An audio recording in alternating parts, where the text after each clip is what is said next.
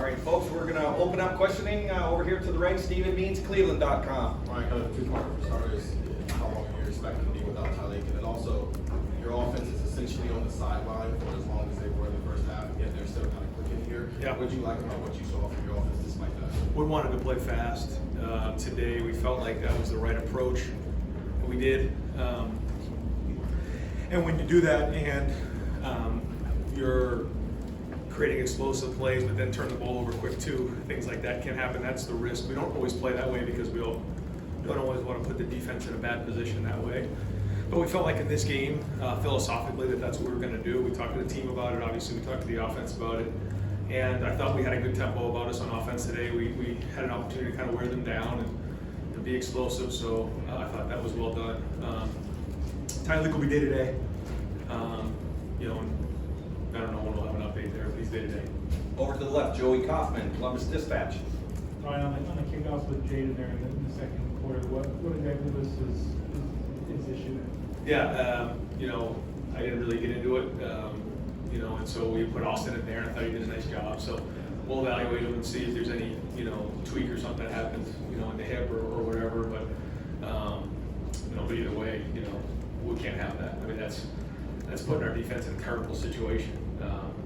Having 3 out of bounds and 3 drives starting with 35-yard line, that's completely ridiculous. So we got to get that fixed, however we do that. And you get to the point where you want to let somebody play through it, but then it's another point we got to make a change. So I thought Austin did a nice job of stepping in there and then doing a good job of kicking the ball. Over here to the right, Tim May, Letterman Row. Yeah, Ryan, your overall view of the way your defense played today tightened up things clearly in the second half. That air raid is a real deal, it looks like. But and then number 2, your penalty, but you also had another guy tossed out of the game. I think it was Cade Curry. How wronged did you feel in that moment with your penalty by the way they were lollygagging? You're asking a lot of questions here. I know, well, Jeez. I'm sorry. I don't know if that counts for 1 or 3. All right, where do we start? The defense. I felt like Marshall did a nice job with their style of play, which is +1, spreading you out with quarterback run. As we know, there's pluses and minuses of that. The plus, you can be +1. The negative is you take a lot of shots on your quarterback. So they did a good job with that. I thought we continue to stick with it. There's still a lot of things that we're going to watch on this film that we're not going to be pleased with, just the overall execution. I know Jim's going to be that way. So the things we did well, we'll continue to enhance. The things that we didn't do well, we gotta grow from. Like you said, we kept playing on it. Did do some good things, and we're not going to take any win for granted, as you see across the country. We all take these wins for granted, but there's a lot of work that gets put into them, and guys played hard out there today. They did. Again, the effort is there. The guys are playing hard, and so we got to keep building on that. In terms of the penalties, the Caden thing, I got to look a little bit closer at. I saw it. When you see things in slow motion, sometimes it looks a little different than when it's live. Yeah. So, but my situation was, there was 21 seconds on the clock when we subbed in. They, my opinion, were really, really, really, really slow getting in. And so at some point, when you make a sub, around 21 seconds, you still should go run play. And so we had to call timeout. I went out to the numbers. I didn't curse, but I was, raising my voice saying that there was 21 seconds on the clock, and at some point that has to be delaying a game of the defense. I guess I yelled too loud. I'm not sure why, but that's what happened.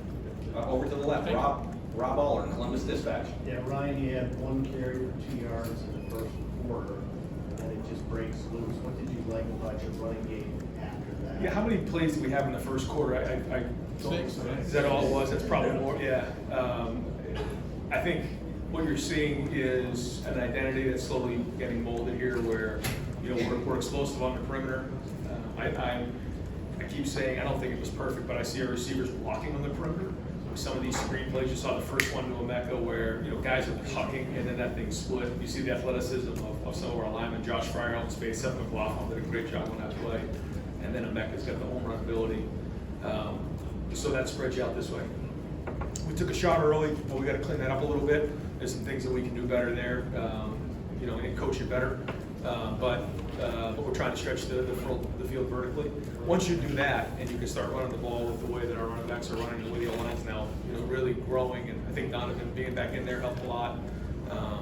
And I thought the running backs ran hard, and you know, when you have the ability for Will to pull it, that just changes the numbers. You know, you think back when we had Justin Fields and we had JT Barrett, it was just a different run game. And so I think we're starting to see that come back a little bit. I thought Chip again called a good game, good balance across the board.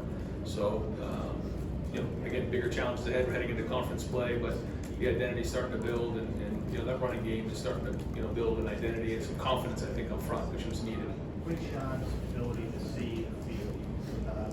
Not saying you haven't had that before, but it looks pretty special. Yeah, I thought Travion ran hard, and I thought Quinshawn, and even James had some good. I also, all three of them, I got to give them credit. They all have special abilities. They play well off each other. They're unselfish, which is like the biggest thing you can say about a bunch of guys. Like, they don't care who gets the credit. You know, they're all running downhill and playing really fast. So a good group, and I think Locke's going to play hard. Folks, we have Jordan Hancock in the back of the room for about 6 more minutes. Over to the right, Bill Rabinowitz, Columbus Dispatch. Two quick ones. How would you assess how much to play and where you stand right now? And just as a team, you know, how you haven't been tested in the conference. How do you feel about where you are right now? Again, you don't know until you get out in the field, but we go against good players every day in practice, so it's not like we don't know what we look like against good players. So we'll just go on what we see and grow from it from there. But I thought Will did some really good things. I mean, the touchdown play to Jeremiah, that was a hot situation where we did not have the nickel picked up on that play, and that was a sight adjustment where he had to see that. And so the execution on that was very, very high. I thought the long pass to Carnell was really well done. He saw the adjustment that was made there and found the next read. So that was well done. There's a couple really good plays in there by Will. So I think he's growing. I think he's getting more comfortable in the offense. So we'll watch the film and grade and see if we grade out a champion. And folks, we have Emeka Abuka at one of the back tables as well. Back over to the left for Coach Cameron Teague Robinson, the Athletic. Ryan, I think it was going in week 1, you mentioned excited for the team, Quinshawn on the field, but you didn't know exactly what it looked like if you had played a game in a posse uniform. 3 games in, what have you learned about Quinshawn that really stands out? I just appreciate how hard he plays. His pad level when he runs. He's got home run ability, but you can see he gets behind his pads and runs physical. He's got a great attitude. I mean, he's got a great attitude. You can coach Quinshawn hard, and he looks you in the eye, and he almost appreciates the fact when you coach him hard that you're trying to get him better. And that's a great sign for somebody who hasn't been in the program for multiple years.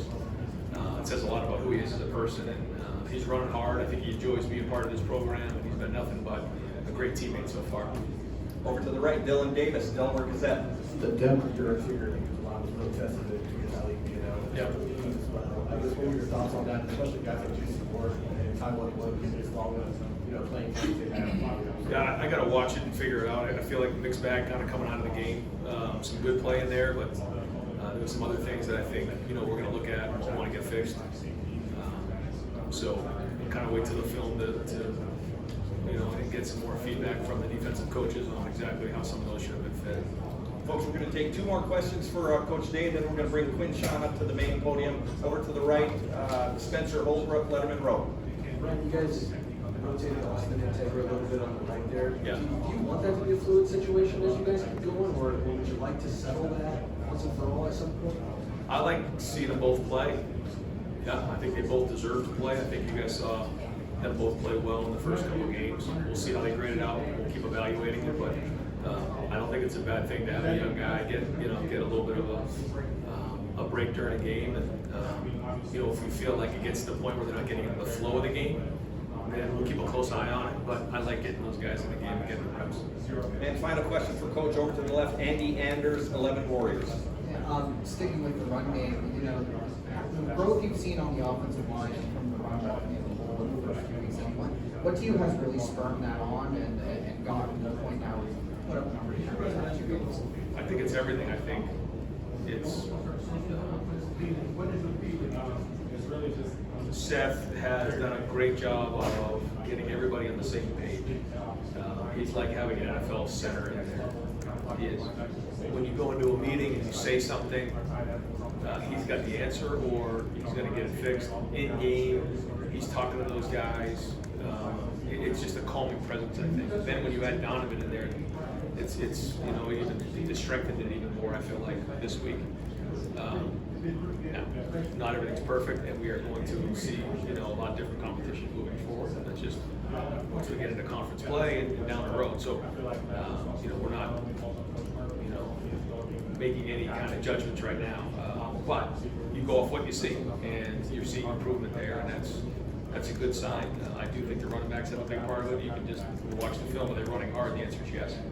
And then again, Will making good decisions, either, you know, having the ability to pull it when appropriate, or making the decision to throw the ball out on the perimeter with the receivers blocking is critical. If your receivers don't block when you have some of those things, those plays don't work. So those are extensions of the run game, even though maybe they don't always show. Coach, thank you very much. Hey guys, thanks.